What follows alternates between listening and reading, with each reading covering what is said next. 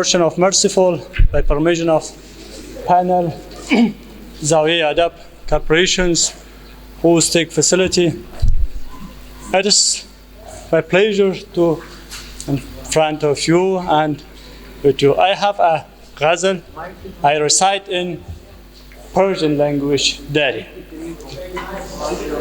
Subject is اشتیاق، شوق، علاقه. من آن مشتاق چشم با جمالم، درنده خوی در بزم جهانم، غزال گم کرده رزم زمانم، صیاد صید آن چشم پرآبم. تمائم بر رقاب حلقه دارم، به اقبال خضوع وصلت دامم. از افلاک ثریا قاف تا قاف، به مژگان حریمش تاب دارم.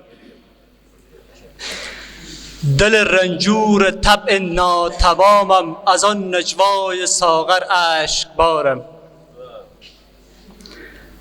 به مینا جاده های دیدگانش، سرای و قلعه و دشت سردوچارم. به توقیفگاه شیاد نگاهش، به رسم سرسپاری هجله دارم. اسیر تیغ و تیر غمزگانم، بهای حبس آن را می سپارم. Thank you.